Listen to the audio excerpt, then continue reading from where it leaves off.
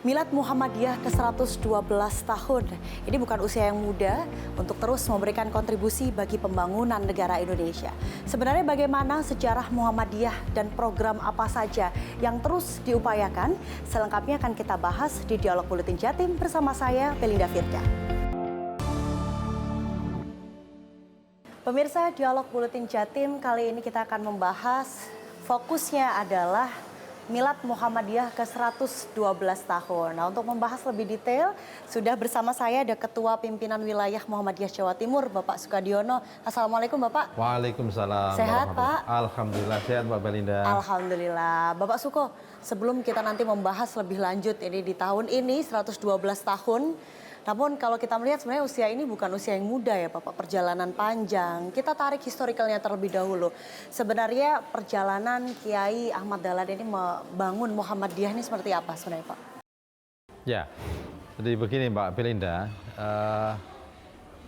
perjalanan Kiai Ahmad Dahlan mendirikan Muhammadiyah itu kan diinisiasi karena keprihatinan ya terhadap kondisi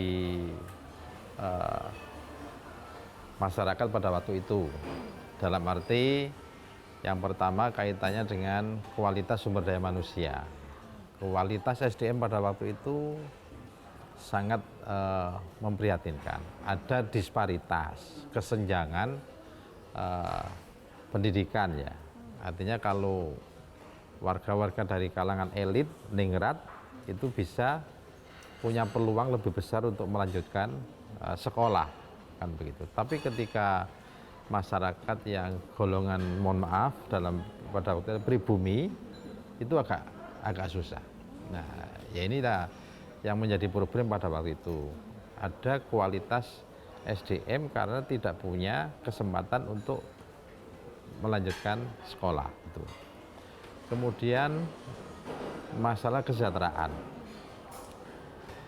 Banyak masyarakat pada waktu itu yang kondisinya mungkin masih belum beruntung. Banyak masyarakat yang fakir, banyak masyarakat yang miskin, kan begitu. Nah, kemudian Kiai Ahmad Dahlan juga banyak belajar dari organisasi-organisasi kemasyarakatan pada waktu itu. Jadi Kiai Dahlan ini juga belajar ke pergerakan Budi Utomo. Nah, itu seperti itu. Jadi ini saya kira akan luar biasa.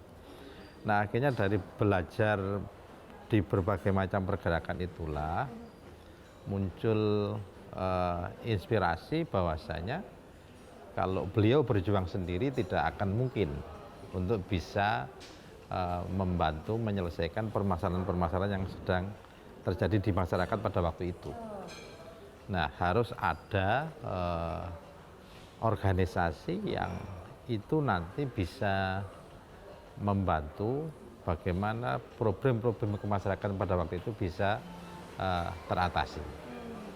Nah, maka disinilah Kiai Dahlan dengan beberapa muridnya pada waktu itu. Yang murid itu waktu itu masih sedikit, kira-kira bisa dihitung dengan istilahnya doremi gitu ya, nah, istilahnya gitu. Tidak banyak yang kemudian Kiai Dahlan mendirikan organisasi dengan nama Persyarikatan Muhammadiyah pada tanggal 18 November tahun 1912. Nah, tentu kan tidak hanya organisasi ini berdiri, harus punya program-program yang itu nanti bisa membantu bagaimana problem-problem sosial di masyarakat pada waktu itu bisa teratasi. Nah, maka beberapa murid beliau yang memang menjadi apa istilahnya santri ya, santri militannya beliau itu mengusulkan berbagai macam program. Yang waktu itu kalau kemudian kita simpulkan ada 3 program yang menjadi garapan Muhammadiyah pada waktu itu, yaitu yang pertama adalah sosial, kemudian kesehatan, dan juga masalah pendidikan. Karena sosial dan kesehatan ini menyangkut kesejahteraan tadi. Oh. Sementara pendidikan itu menyangkut dengan SDM. kualitas sumber daya manusia.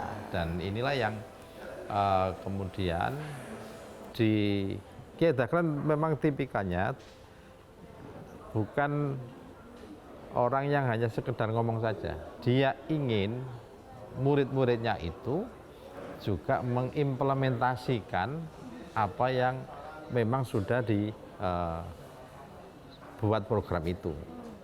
Maka di pilar pendidikan berdirilah sekolah-sekolah yang kemudian nanti menjadi cikal bakal dari mu'alimin dan mu'alimat yang sekarang kita lihat ada di Yogyakarta itu.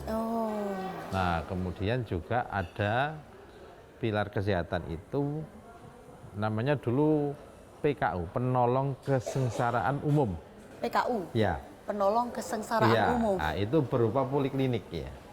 Oh, belum rumah sakit ya waktu itu? Belum rumah sakit. Ya. Nah, itu yang kemudian menjadi cikal bakal dari rumah sakit PKU Muhammadiyah Yogyakarta. Nah, begitu juga dengan sosial. Murid-murid Kiai Dahlan ini punya kewajiban untuk menyantuni. Baik itu anak yatim, menyantuni orang-orang miskin atau yang terlantar pada waktu itu dengan ya mendirikan panti-panti asuhan.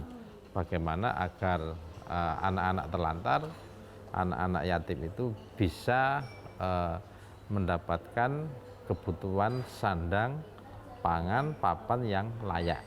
Itu seperti itu. Jadi memang sejauh ini sudah berjalan 112 tahun. Ya. Kalau kita lihat sejarahnya Pak Suko, ini memang berangkat dari melihat kondisi. Betul. Ya. Bangsa Indonesia saat itu. Betul, akhirnya ya. ada 3 pilar tadi ya 3 kalau kita pilar, nyebutnya. ya. Ada pendidikan, kemudian sosial, dan juga kesehatan. Ya akhirnya sekarang termanifestasi bisa kita rasakan bersama. Betul Mbak. Oke. Bapak, tapi ini sudah berjalan di abad kedua. 112 tahun. Apa ada perkembangan lebih lanjut di pilar-pilar Muhammadiyah itu sendiri? Tahan dulu Pak Suko, jangan dijawab dulu pemirsa. Kita akan lanjutkan lagi tetap di Dialog Buletin Jatim. Jelajahi cara baru mendapatkan informasi. Download Metro TV Extend sekarang.